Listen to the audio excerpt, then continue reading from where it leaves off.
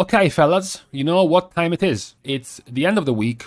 As a matter of fact, if you're in NA, it's about the start of the new week. It's the start of the week where Mythic Raiding opens, the race to world first starts, but also Mythic Plus unlocks fully. The item level cap is no longer 229, it's raising to 236. So before we step into this week, we are going to do what we have postponed up until this point, which is the analyzing and the taking a look at the damage numbers, the performance, the ratings and rankings and whatnot of the first week of Heroic. We mentioned this already on Wednesday and then Thursday, Saturday and Sunday again. We didn't really have enough data. There weren't enough boss kills for enough of the specs to gauge anything. Now we have an average of 25 or so thousand logs for all the specs, so we can see way more clearly how the specs are performing in raid encounters. Before we go into detail in what's happening, let's compare this with the sims. The sim prediction that was made right before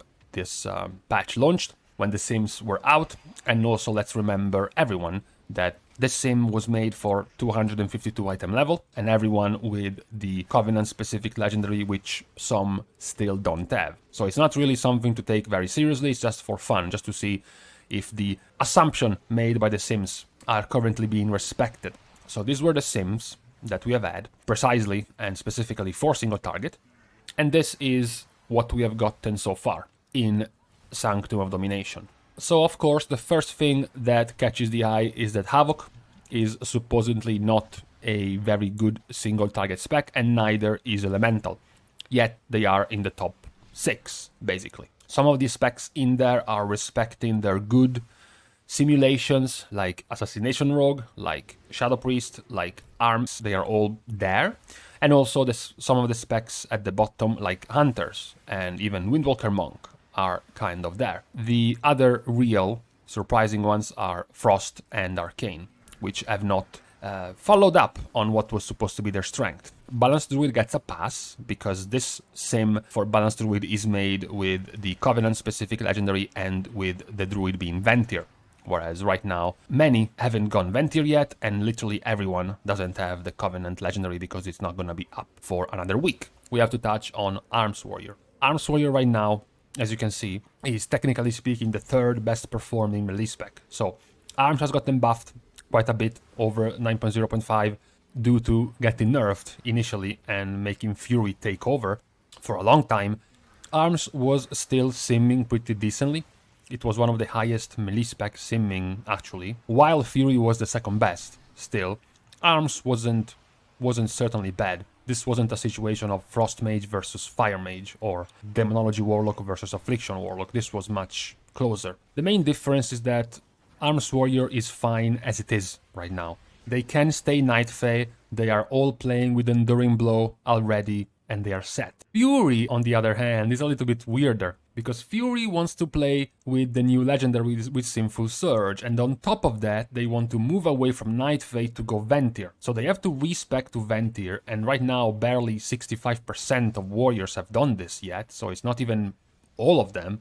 And even once they do, they still don't have the legendary to allow them to do this, which is going to be some 500 to 600 DPS increase compared to what they have right now. So this is the other caveat. Just like Balance Druid, both of them are Ventir buddies waiting for the Covenant legendary.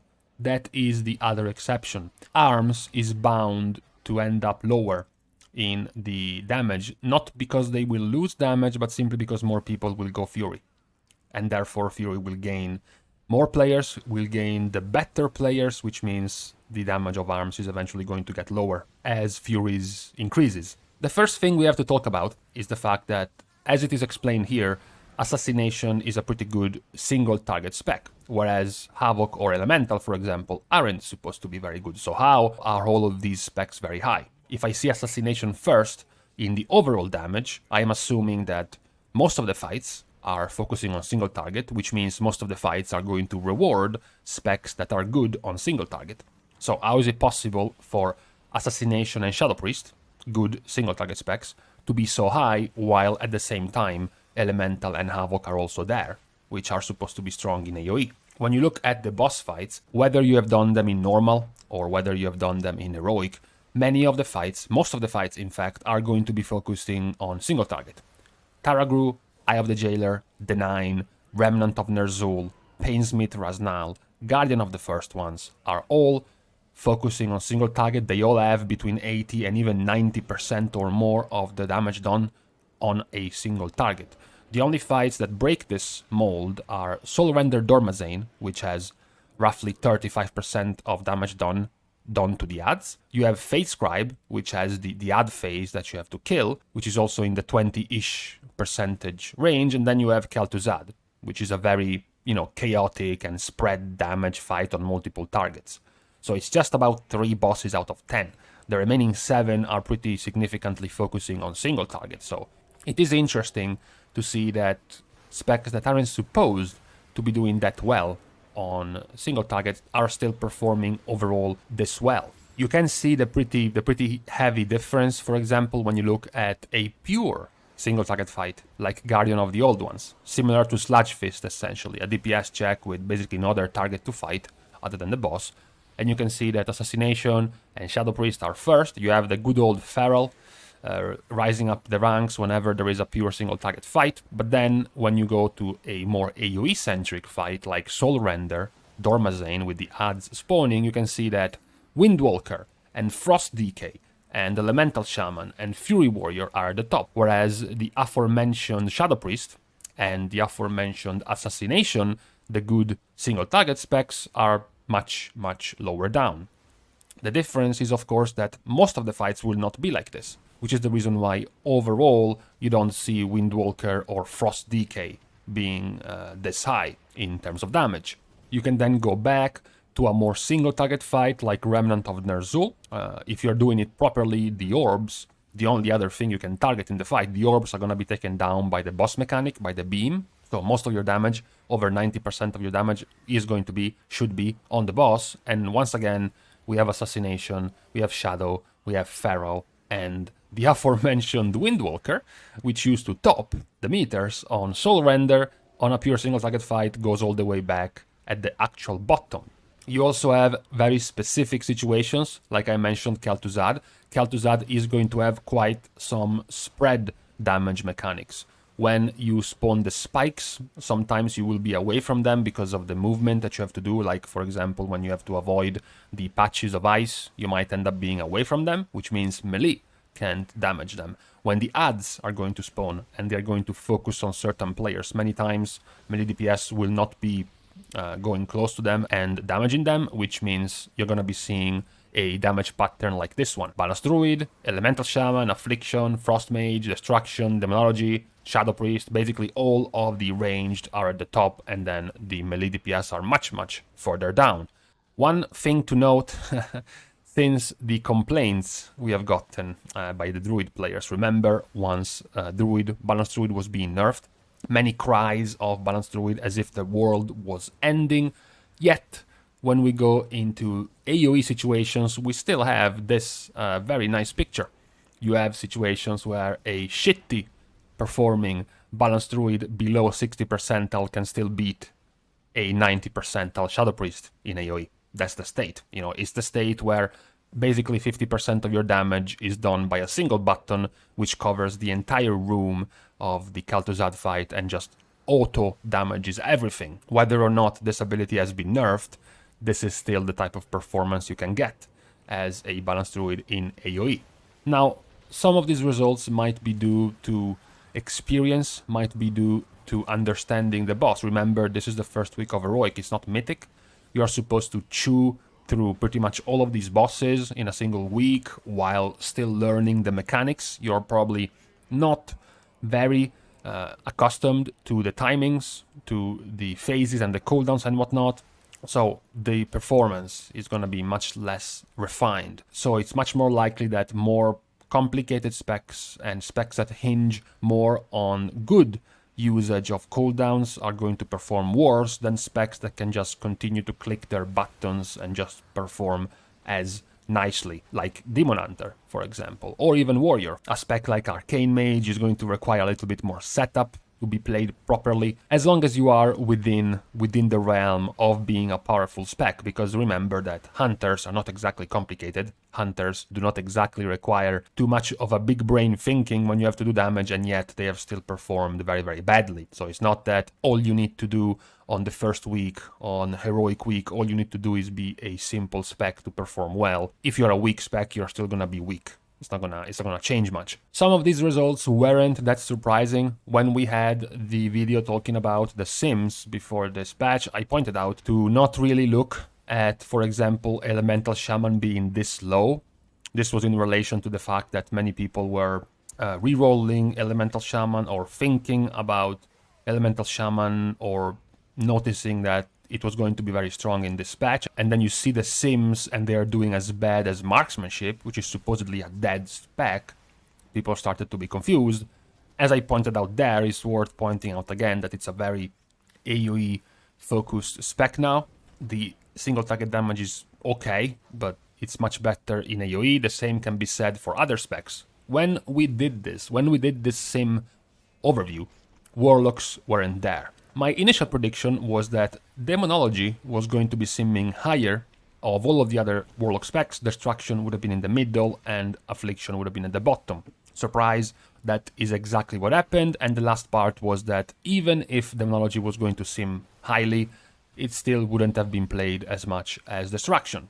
Which is, of course, also the case, since at the moment there are roughly 6 times more Destruction Warlocks than there are Demonology Warlocks. We will see come Mythic if this is going to remain like this, or if the current better performance of Demonology is going to push some of the Destruction Warlocks to move into Demonology. As what is worth mentioning again, one of the bonuses of Warlock instead of Mage is that all the Warlock specs are playing Night Fae, which means a Destrolock can easily respec to Demonology, whereas an Arcane Mage who decided to stay Kyrian can't really respec as easily into Frost, because Frost is Ventir, or even Fire, because Fire is Night Fae. Talking about Fire, we can say Fire definitely reflected the expectations, which is the weakest of the Mage specs, currently being the worst performing of the specs overall, like all fights, together with the other spec that was considered to be the leftover of the class, which is Warlock and Affliction. Now, it is also worth mentioning that many times what is going to happen in these situations is that all of the best players, all of the more and most competitive players, so the cutting edge players that want to go the extra mile, all of those will have gone to the other specs, which means, generally speaking, in these situations, the worst players are going to be in these type of specs. The more casual ones, the ones that just enjoy the spec, so they want to play the spec regardless of its power, which means that it's very likely that the power of these two specs is actually better than this. Not, of course, that much better to make them good, but simply better than being this low, simply because there aren't many good players playing the specs right now. So their logs, their performance is even lower than it's supposed to be. It's interesting because the first time we looked at the Sims, and even initially in the first few days, it was Subtlety that was performing the best, but Assassination has now taken hold of the whole thing. It's also interesting to see that Subtlety is still remaining a rather underplayed spec, regardless of their newfound great performance so far, at the very least compared to Castronatria. It's still mostly Assassination Rogues and then Outlaw. It seems like Subtlety is just a last resort for many players. Which is also kind of weird, because many Assassination players are going to be Ventir just like Subtlety, so they have the ability to reroll and respec amongst the two. One word to be said about balance, in case you're confused. We have already pointed this out in the Sim part, which is the fact that Balance Druid right now doesn't have its best in slot legendary.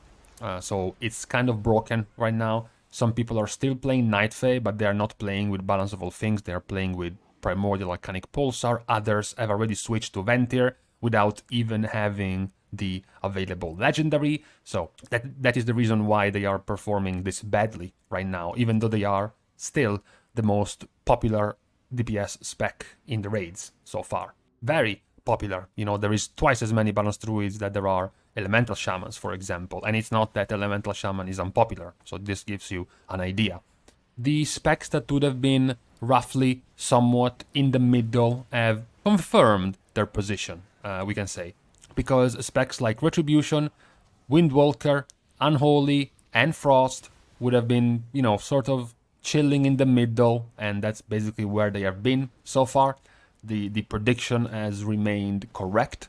The only outlier for the moment, because Assassination was expected, so was Subtlety, Outlaw partially, a little bit higher perhaps, but still towards the top half, as well as Arms. They were all expected. The only one who snuck out and is part of a gang he wasn't supposed to be in is Havoc.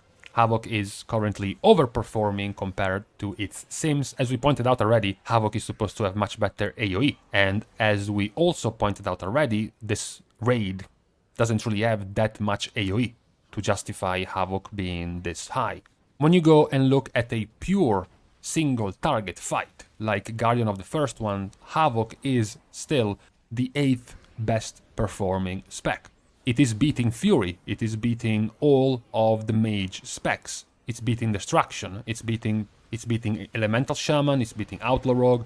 So all of the specs that theoretically, even just looking at pure single target sims, which is what this fight is, pure single target, Havoc is still beating them. Another very heavy single target fight like Remnant of Ner'zhul, Havoc is again also 8th in the top. It's still beating all of the mage specs, it's still beating this time Subtlety as well, Elemental as well, it's still beating Fury Warrior, all specs that are simming higher than Havoc by quite a bit, even on pure single target. What is particularly interesting about Havoc is that even when you switch to fights that have much more AoE, the position of Havoc basically does not even change. When you look at Soul Render, which has several ad spawns, Havoc is still in 8th place. When you look at Fate Scribe, which also has a bunch of ad spawns, Havoc is 7th. When you look at Kel'Thuzad, which also has a bunch of ad spawns, Havoc is 7th, which is very interesting. So their overall damage done is in 4th place simply because they continue to be at a stable 7th weight. Whereas other specs keep juggling between being at the top when the fight is AoE centric like Elemental and then being much lower when it's single target focused, or vice versa, specs being higher when it's a single target fight and then being lower when it's an AoE fight. Havoc is just always there. Havoc is just always stable in that position, so their overall rating is higher because they are much more consistent.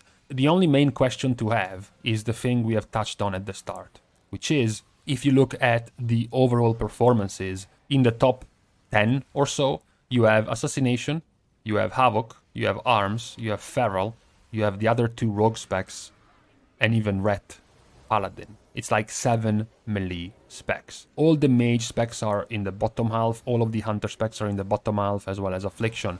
So you have a very heavy presence of melee DPS. What does this mean? Because many of these specs are not simming as high as the range specs. They're not supposed to be doing more damage than them. Likely they still aren't right now. If you pit them against each other against a target dummy, Ret Paladin or Outlaw Rogue or Arms Warrior even, they would lose to something like an Arcane Mage or a Frost Mage. So why are they this much higher? Well, the reason is something we have touched on in previous videos, which was the higher movement present in the raid.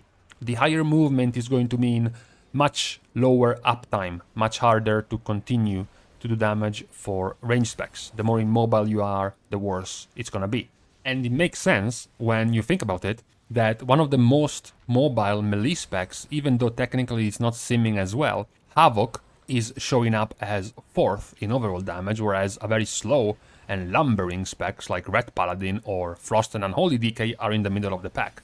Even though technically speaking, Ret, Frost and Unholy are all out-simming Havoc, even in AoE, yet Havoc is easily passing them in overall damage. Many fights where you have to run away, you have to spread, you have to soak someone or help someone else or split the raid and then regroup, something that Havoc can do much more quickly. Now we are going to be closing the video, and unfortunately, as I pointed out, there isn't too much worth mentioning when it comes to healing. I mean, here, this is the ranking of healers in Sanctum of Domination. Of course. Who doubted this? Of course, Mistweaver Monk is the best healer in Sanctum of Domination. No, of course it's not. The HPS and the healing in the raid is basically irrelevant, doesn't mean much of anything, so it's very hard to gauge the power of the specs. There doesn't seem to be much of any change for Castronatria, damage reduction, and big, thick, throbbing cooldowns are still the best, so Restoration Shaman and Holy Paladin are at the forefront, followed by Discipline, and then Holy for throughput, for HPS. It is likely that this tier, Restoration Shaman, is gaining even more value because there are many more fights where you have to be very stacked, very grouped together, which gives massive value to Spirit Link and the minor stuff, you know, Earthen Wall Totem, Healing Rain. It gains much more value because of how close to each other you have to be, you have to stay.